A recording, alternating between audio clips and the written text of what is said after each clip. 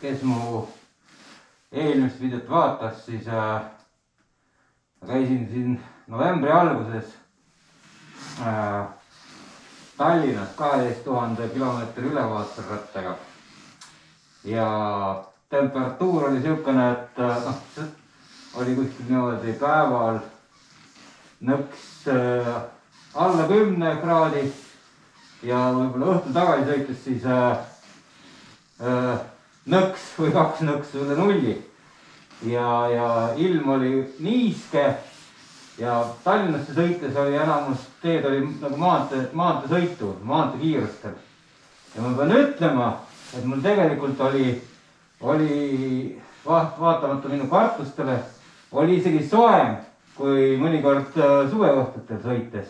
Ja põhjus, miks mul soe oli, on riiete valikus. Et täna ma räägingi, või ma näitan,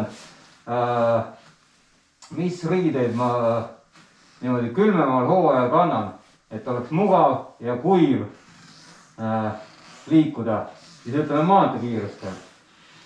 Metsas ilmselt võib tunduvalt vähem seljas olla. Aga koorime selle sibula siis lahti. Võtame need kihid maha ja vaatame, mis mul siin on. Et kõigepealt kindad. Kindad on täiesti nagu kindad ikka, natuke paksemad nahkkindad. Aga siin all on mul bensujaamast siis võetud õhukesed kilekindad. Õhukesed kilekindad, mis siis annavad neile samadele nahkkinnastele veepidavuse, jah. Et siis muudavad need veekindlateks kinnasteks. Väga hea nipp. Nii. Peas nagu ikka on kiiver. Tavaline lahtine kiiver prillidega.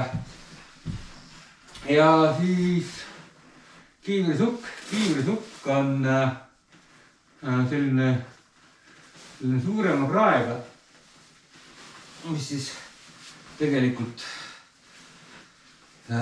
katab ära ka rinnaesise, et ei lase tuulel siia ja külmal siia kihtide vahele pugeda. Et praegu meeldib selle, et saaks vähe hingata ja oleks mind natuke paremini kuulda.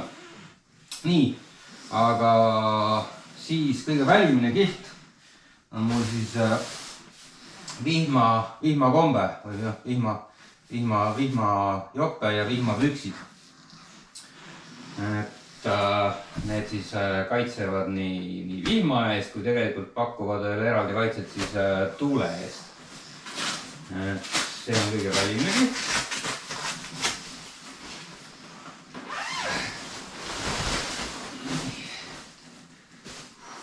Mida siin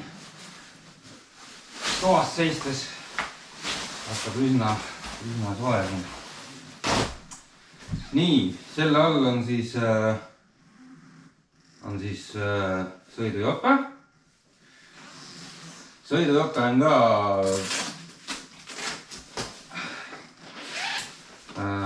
ma panin sõidujopele veel alla talvevoodri, mis siis on põhimõtteliselt sükene, mis ta siis on, sulekas, eks ju. Et see on siia pandud. Et esiteks siis sükene natukene veekindel kiht või vett hülgav kiht ja tuult pidav kiht. Ja selle all siis nii-öelda sulevooder, mis siis aitab kehasoojust hoida.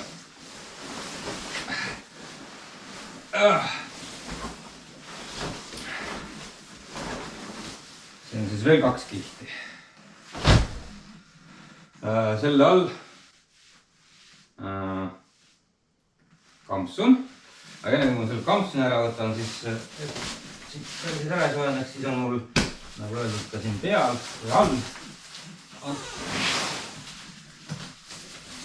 on kilepüksid raabaste peale tõmmatud, saapad vett pidavad ei ole. Aga siis saab ka selle sääre osa niimoodi, et vihma eest kaitseb ära. vahetame nüüd saapad ka. Nii. võtame saapad ära. Saabastad mingi soojenduskihti ega vett. Pidavat membraani ei ole. Tavaliselt sidi krossi saapad. Nii. Ehk siis nagu öeldud ilmapüksid veel. Need on mingid suvakad, et mul see jope on Asserbise oma või see vihmajope. Need on jalgrävenid. Siis kuhu me jäime ülakeha juurde. Selle sõidujope ja vihmakindla jope all on siis mul kampsun. Nii, kampsun. Mitmes kiht see juba on. Kampsuni all veel omakorda on üks kiht sulgedega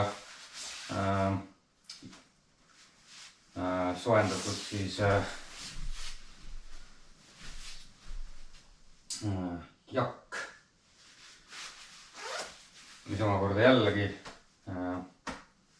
aitab kehasoojust siis trappida, et jääb see sule kihtidesse ja hoiab su keha soojaks. Ehk siis kaks kihti sulejopet pluss veel kampsun.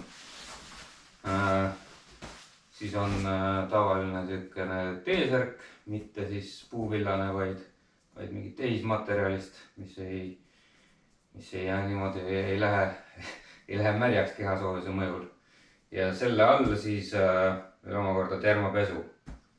Ehk siis kui me vaatame, palju neid kihti on, 1, 2, 3, 4, 5, 6, 7 kihti on siis üleval ülakehaks. Sõidupüksid. Sõidupükstega on ka nii, et selle sisse ma panin ka veel selle pükstega kaasas käiva sooja voodri. Samamoodi sulevooder, mis siis teeb koos pükstega kokku 2 kihti, mille all on siis veel termopesu. Ehk siis 3 kihti all, 7 kihti üleval. Ja ma ei hakka praegu pükse jalast ära võtma. See ei ole võib-olla väga vaatajasõbralik. Aga selline varustus siis jah, nagu ma ütlesin, et sellise niiske ilmaga alla 10 kraadise tempiga sai maanteekiirustel täiesti vabalt sõita, oli soe ja mõnus. Ja nüüd kui ma metsa lähen sõitma, siis ma saan siin üsna mitmetest kihtidest loobuda. Seal on kiirused väiksemad ja endal kehal rohkem liikumust, et siis hakkab kindlasti pala. Vat, aga nii ongi, et sihukene väike ülevaatlik video. Mõte selles siis, et sügise saabudes ei pea kindlasti nagu ratast garaaži ära parkima, vaid saab veel julgelt sõita nii kaua, kuni teed ei ole libedaks muutunud. Nii, ühesõnaga siis tee peal näeme või metsas.